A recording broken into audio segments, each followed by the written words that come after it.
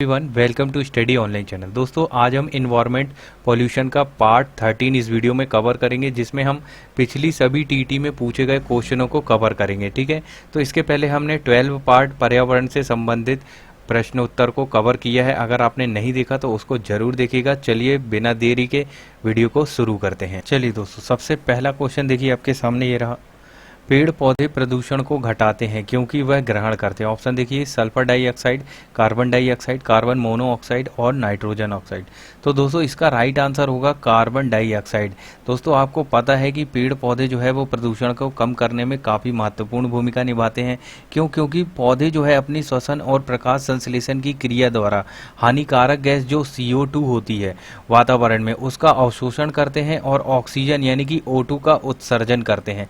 तो ये चीज़ पता चल गई। हमें यहाँ क्या पूछा है कि वह ग्रहण क्या करते हैं, तो वो CO2 को क्या करते हैं, ग्रहण करते हैं और ऑक्सीजन का उत्सर्जन करते हैं। तो इसका right answer option number B होगा। चलिए नेक्स्ट क्वेश्चन की ओर चलते हैं। चलिए दोस्तों, नेक्स्ट क्वेश्चन देखिए आपके सामने ये रहा। महासागरों में जल स्तर के वृद्धि का क्या कारण है। ऑप्शन देखिए, ध्रुवीय प्रदेश में बर्फ का पिघलना, अत्यधिक वर्षा होना, अम्ल वर्षा और इनमें से कोई नहीं। तो दोस्तों इसका राइट आंसर होगा ऑप्शन नंबर ए, ध्रुवीय प्रदेश में बर्फ का पिघलना। अब देखिए होता क्या है कि वैश्विक ऊष्मन के प्रभाव से ध्रुवीय प्रदेशों में जो बर्फ के जमे जमे पहाड़ होते हैं, ग्लेशियर होते हैं, उनके पिघलने के कारण ही महासागर का वाटर लेवल जो होता है वो बढ़ जाता है, यानी कि उसमें वृद्धि हो जाती है। इसलिए इसका राइट आंसर क्या होगा, ऑप्शन नंबर ए। चलिए नेक्स्ट क्वेश्चन की ओर चलते हैं। चलिए दोस्तों नेक्स्ट क्वेश्चन देखिए। अम्लीय वर्षा से ऐतिहासिक इमारतों तथा मूर्तियों का क्षरण होना क्या कहलाता है। ऑप्शन देखिए, ड्राई डिपोजिशन, स्टोन लिप्रेसी, एरोसॉल और इनमें से कोई नहीं। तो दोस्तों इसका राइट आंसर होगा ऑप्शन नंबर बी, स्टोन लिप्रेसी। यानी कि अम्लीय वर्षा के प्रभाव से ऐतिहासिक इमारतों तथा मूर्तियों के क्षरण होने को क्या बोलते हैं, स्टोन लिप्रेसी। और ये अम्लीय वर्षा किसके कारण होती है, तो SO2 और NO2 के कारण। और वर्तमान समय में स्टोन लिप्रेसी का शिकार कौन हुआ है, तो वो हुआ है आगरा का ताजमहल। ये ध्यान में रखिएगा, आगरा का ताजमहल इसी के कारण हल्का पीला पड़ चुका है। तो चलिए नेक्स्ट क्वेश्चन की ओर चलते हैं। चलिए दोस्तों नेक्स्ट क्वेश्चन देखिए। पृथ्वी के ऊष्मायन का निम्न में से क्या अर्थ है। ऑप्शन देखिए, ग्रीन हाउस गैसों द्वारा पृथ्वी के तापमान में वृद्धि, समुद्र में ज्वार भाटे का आना, घने जंगलों से वायुमंडल में गैस उत्सर्जन, पवन ऊर्जा के कारण पृथ्वी के ताप में वृद्धि होना। तो दोस्तों पृथ्वी का ऊष्मायन, इसका मतलब होता है कि पृथ्वी के तापमान में वृद्धि, जिसे हम क्या बोलते हैं, जिसे हम बोलते हैं ग्लोबल वार्मिंग बोलते हैं। ठीक है, ग्लोबल वार्मिंग। ठीक है, अब ग्लोबल वार्मिंग क्या कहलाता है कि ग्रीन हाउस की अधिकता के कारण जो पृथ्वी का वैश्विक टेम्परेचर है वो बढ़ जाता है। ठीक है, तो उसे ही ऊष्मायन बोलते हैं, पृथ्वी का ऊष्मायन। तो इसका राइट आंसर क्या हो जाएगा, ऑप्शन नंबर ए। अच्छा, ग्रीन हाउस इफेक्टेड कौन कौन सी गैसें होती हैं, ये भी क्वेश्चन पूछा जाता है।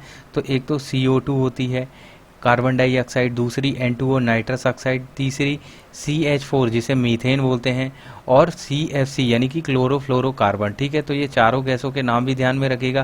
क्वेश्चन आपसे ऐसे घुमा फिरा के पूछेगा कि जैसे यहाँ पे CFC की जगह दे देगा हीलियम दे देगा या ऑक्सीजन दे देगा, कोई सी भी ऐसी एक गैस दे देगा और बोलेगा कि इनमें से कौन सी ग्रीन हाउस इफेक्टेड गैसेस नहीं है। तो आपको समझ में आया कि पृथ्वी का ऊष्मायन का निम्न में से क्या अर्थ है, तो ग्रीन हाउस गैसों द्वारा पृथ्वी के टेम्परेचर में वृद्धि, यानी कि ऑप्शन नंबर ए आपका राइट आंसर होगा। चलिए नेक्स्ट क्वेश्चन की ओर चलते हैं। चलिए दोस्तों नेक्स्ट क्वेश्चन देखिए। स्मॉग धुंध बनता है धुएं तथा कोहरे के कारण, वाष्प के संघनन के कारण, कोहरे तथा नाइट्रोजन ऑक्साइड के कारण, धुएं तथा कार्बन डाइऑक्साइड से। तो दोस्तों स्मॉग धुंध जो बनता है वो धुएं तथा कोहरे के कारण बनता है, यानी कि ऑप्शन नंबर ए आपका राइट आंसर होगा। और स्मॉग धुंध को ही क्या बोलते हैं, काला कोहरा भी बोलते हैं। ध्यान में रखिएगा। अब इसको काला कोहरा क्यों बोलते हैं, क्योंकि इसमें जो है व्यक्ति को स्पष्ट रूप से दिखाई नहीं देता है। ठीक है, जब भी आप काले कोहरे में जाएंगे स्मॉग धुंध में, तो आपको दिखाई नहीं देगी कोई भी वस्तु आगे की। ठीक है, अब ये बनता कैसे है, तो सबसे मेन चीज़ ये है कि जब कोहरे के संपर्क में कारखानों की चिमनियों से निकलने वाले गंधक जो संपर्क में आते हैं, तो कोहरा जहरीला और खतरनाक हो जाता है, जानलेवा हो जाता है। और इस तरह के जहरीले कोहरे को धूम कोहरा या काला कोहरा ही कहते हैं। ठीक है, और स्मॉग वायु प्रदूषण की अवस्था कहलाती है, यानी कि स्मॉग धुंध। तो इसका राइट आंसर क्या होगा, ऑप्शन नंबर ए होगा। चलिए नेक्स्ट क्वेश्चन की ओर चलते हैं। चलिए दोस्तों नेक्स्ट क्वेश्चन देखिए। उच्चतम न्यायालय ने सरकार को निर्देशित किया है कि यमुना के जल की गुणवत्ता कम से कम ग्रेड सी स्तर तक बनाए, जिससे उसे लोगों के पीने योग्य बनाकर उपलब्ध कराया जा सके। अब हमको बताना है कि उक्त कथन अनुसार ग्रेड सी का क्या अर्थ है। ऑप्शन देखिए, शुद्ध जल, थोड़ी मात्रा में प्रदूषित जल, औसत दर्जे का प्रदूषित जल और अधिक प्रदूषित जल। तो दोस्तों इसका राइट आंसर होगा ऑप्शन नंबर सी, औसत दर्जे का प्रदूषित जल, यानी कि उसमें कुछ एवरेज मात्रा में जो है जल का प्रदूषण सम्मिलित है और उसी को ग्रेड सी लेवल तक उसको सही किया जाए ताकि लोगों को पीने का पानी योग्य बनाया जा सके। तो इसका राइट आंसर क्या होगा, ऑप्शन नंबर सी होगा। और ये क्वेश्चन यूपी टेट 2014 में पूछा जा चुका है। चलिए नेक्स्ट क्वेश्चन की ओर चलते हैं। चलिए दोस्तों नेक्स्ट क्वेश्चन देखिए, बहुत इजी क्वेश्चन है। निम्नलिखित में से कौन सा ऊर्जा का स्रोत कभी पर्यावरणीय प्रदूषण नहीं करता। ऑप्शन देखिए, नाभिकीय ऊर्जा, सौर ऊर्जा, कोयला और पेट्रोलियम। तो दोस्तों इसका राइट आंसर होगा ऑप्शन नंबर बी। अब देखिए, सूर्य ऊर्जा का प्रमुख स्रोत है और इससे किसी भी प्रकार का पर्यावरण प्रदूषण नहीं होता, इसलिए इसका राइट आंसर क्या होगा, ऑप्शन नंबर बी।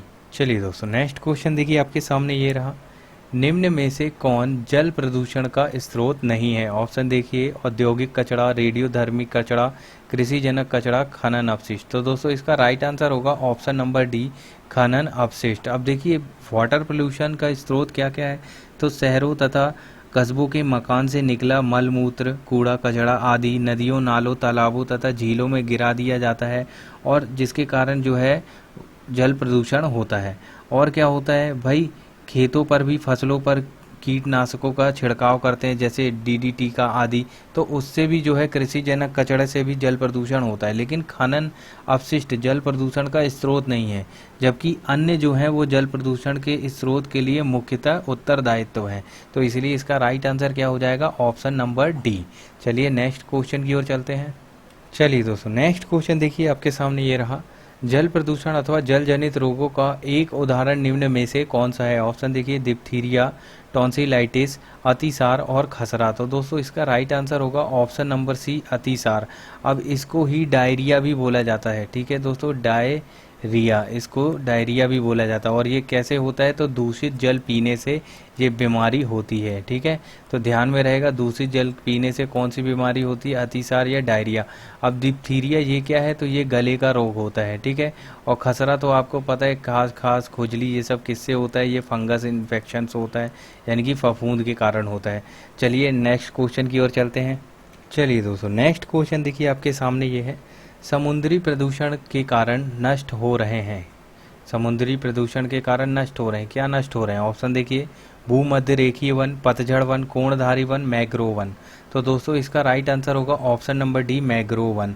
अब मैग्रोव वन क्या कहलाते हैं, तो ये वन जो हैं मैग्रोव वन समुद्री तटीय के क्षेत्रों में खारे जल में उगते हैं, ठीक है, यानी कि इनको उगने के लिए खारा पानी चाहिए, अतः इन्हें हम ज्वारीय वन भी कहते हैं। ध्यान में रखिएगा, ज्वारीय वन भी कहते हैं। ज्वारीय वन किस में उगते हैं, तो खारे पानी में उगते हैं, समुद्र के किनारे।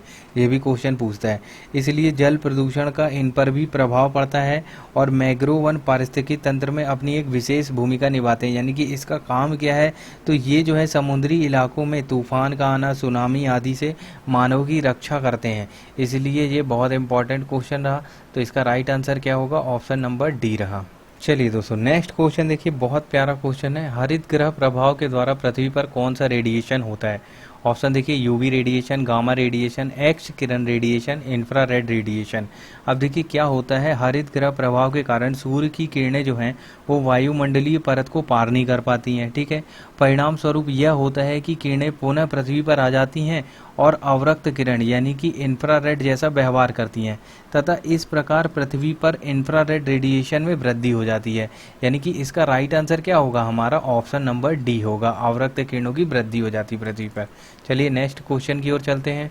चलिए दोस्तों नेक्स्ट क्वेश्चन देखिए, आपके सामने ये रहा।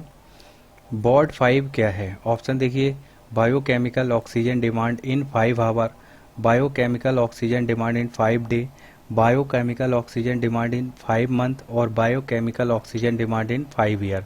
तो दोस्तों इसका राइट आंसर जो होगा वो ऑप्शन नंबर बी होगा, यानी कि biochemical oxygen demand in 5 day. अब ये है क्या, तो यह एक मापन की क्रिया है जिसके तहत जल और वायु में ऑक्सीजन की मात्रा को मापा जाता है 5 दिन में, ठीक है, ध्यान में रखिएगा।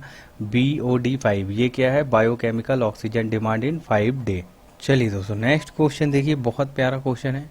निम्न में से किस स्तर से नीचे जाने पर ओजोन परत में छिद्र होने की संज्ञा दी जाती है? ऑप्शन देखिए 800 Dobson unit, 400 Dobson unit, 200 Dobson unit और इनमें से कोई नहीं। तो दोस्तों इसका राइट आंसर होगा option number C 200 Dobson unit. यानी कि किसी भी ओजोन परत की मोटाई को अगर मापा जाता है और वो 200 डॉप्सन यूनिट से कम होती है तो इसका मतलब ये है कि उस ओजोन परत में छिद्र होने की संभावना होती है। ठीक है, चलिए दोस्तों नेक्स्ट क्वेश्चन देखिए, निम्न में से कौन सा जीवाणु जल प्रदूषण के सूचक के रूप में काम आता है? ऑप्शन देखिए स्टेफाइलोकोकस, स्ट्रेप्टोकोकस, डिप्लोकोकस और कॉलीफॉर्म। तो दोस्तों इसका राइट आंसर जो होगा ऑप्शन नंबर डी होगा कॉलीफॉर्म। दोस्तों ये एक ऐसा जीवाणु है जिसका वाटर पोल्यूशन के संकेतक के रूप में उपयोग किया जाता है और सबसे पहली बार इसको कब उपयोग किया गया? तो इसको अमेरिका में सन 1920 में सर्वप्रथम बार उपयोग किया गया था। ध्यान में रखिएगा, ये क्वेश्चन भी बनता है। और इसके अलावा दो अन्य जीवाणु हैं जिनको वाटर पोल्यूशन के संकेतक के रूप में उपयोग में लाया जाता है, वो कौन से हैं? ई कोलाई और एंट्रोकोकाई। चलिए दोस्तों नेक्स्ट क्वेश्चन देखिए, चेरनोबिल दुर्घटना किससे संबंधित है? ऑप्शन देखिए भूस्खलन, भूकंप, नाभिकीय दुर्घटना, अम्लीय वर्षा। तो दोस्तों इसका राइट आंसर होगा ऑप्शन नंबर सी नाभिकीय दुर्घटना। अब देखिए दोस्तों क्या हुआ था, 26 अप्रैल सन 1986 को यूक्रेन के चेरनोबिल न्यूक्लियर पावर प्लांट में ये घटना घटित हुई थी और इस परमाणु दुर्घटना को दुनिया का सबसे बड़ा परमाणु हादसा माना जाता है, जिसे चेरनोबिल दुर्घटना के नाम से जाना जाता है। तो ध्यान में रखिएगा ये घटना किससे संबंधित है? नाभिकीय दुर्घटना से। ये क्वेश्चन 2 से 3 बार पूछा जा चुका है। तो चलिए नेक्स्ट क्वेश्चन की ओर चलते हैं। चलिए दोस्तों नेक्स्ट क्वेश्चन देखिए, DTD क्या है? ऑप्शन देखिए एक एंटीबायोटिक, एक अनअपघटनीय प्रदूषण, एक अपघटनीय प्रदूषण, ये सभी। तो दोस्तों इसका राइट आंसर जो होगा ऑप्शन नंबर बी होगा एक अनअपघटनीय प्रदूषण। अब देखिए क्या है, जो DDT है ये पहला आधुनिक कीटनाशक था जो मलेरिया के विरुद्ध प्रयोग किया गया था, किंतु 1950 के बाद क्या हुआ, इसे कृषि कीटनाशक के रूप में प्रयोग किए जाने लगा, जिसके कारण खेतों में इसके प्रयोग से भारी जो मच्छर होते हैं वो इसके प्रतिरोधक बन गए। ठीक है, और DTD का पूरा नाम जो है वो क्या है ये भी पूछा जाता है। तो ध्यान में रखिएगा डाइक्लोरोडाइफिनाइल ट्राइक्लोरोएथेन। दोस्तों ये इससे भी क्वेश्चन बनते हैं तो इसको ध्यान में रखिएगा DTT का पूरा नाम।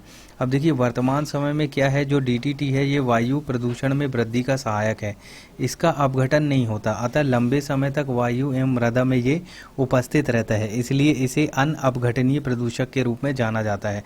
तो इसका राइट आंसर क्या होगा? ऑप्शन नंबर बी होगा। चलिए दोस्तों नेक्स्ट क्वेश्चन देखिए, लंदन धूम्र कब पाया जाता है? ऑप्शन देखिए ग्रीष्मकाल के दिन में, ग्रीष्मकाल में सुबह के समय, शीतकाल में दिन के समय में और शीतकाल में सुबह के समय में। तो दोस्तों इसका राइट आंसर जो होगा ऑप्शन नंबर डी होगा शीतकाल में सुबह के समय में। अब शीतकालीन मौसम में सुबह जो है वो कोहरे जैसा दिखने वाला ये वायु प्रदूषण जो है वो लंदन धूम्र कहलाता है और इस तरह की स्थिति लंदन में उत्पन्न हुई थी, इसलिए इसे सांकेतिक रूप से लंदन धूम्र के नाम से जाना जाता है। ध्यान में रखिएगा इसका नाम क्यों पड़ा लंदन धूम्र, क्योंकि ये लंदन में इस प्रकार की स्थिति सर्वप्रथम पैदा हुई थी। चलिए नेक्स्ट क्वेश्चन की ओर चलते हैं। चलिए दोस्तों नेक्स्ट क्वेश्चन देखिए, सुप्रीम कोर्ट ने पर्यावरण और वन मंत्रालय को कब यह आदेश दिया कि ताजमहल के क्षेत्र में हरित क्षेत्र विकसित किया जाए? ऑप्शन देखिए 2004, 1994, 1984 और इनमें से कोई नहीं। तो दोस्तों क्या है, ताजमहल के आसपास के क्षेत्रों में औद्योगिकीकरण के बढ़ने से वायु प्रदूषण बढ़ा, जिसके कारण अम्ल वर्षा हुई और उसके परिणाम स्वरूप ताजमहल जो है वो धब्बा पड़ने लगा तथा उसकी दीवारों पर विपरीत प्रभाव पड़ने लगा। इसको देखते हुए 1994 में, ध्यान रखिएगा ये क्वेश्चन आता है, 1994 में सुप्रीम कोर्ट ने पर्यावरण एवं वन मंत्रालय को ताजमहल के आसपास हरित क्षेत्र विकसित करने का आदेश दिया था। तो इसका राइट आंसर क्या होगा? ऑप्शन नंबर बी होगा। तो दोस्तों फिलहाल के लिए इतना ही। उम्मीद है आपको ये वीडियो अच्छा लगा होगा। अगर वीडियो अच्छा लगा तो वीडियो को लाइक और जो भी दोस्त नए हैं चैनल पे वो चैनल को सब्सक्राइब जरूर कर दीजिएगा। चलिए मिलते हैं पर्यावरण के नेक्स्ट भाग में जल्दी ही। तब तक के लिए जय हिंद, जय भारत।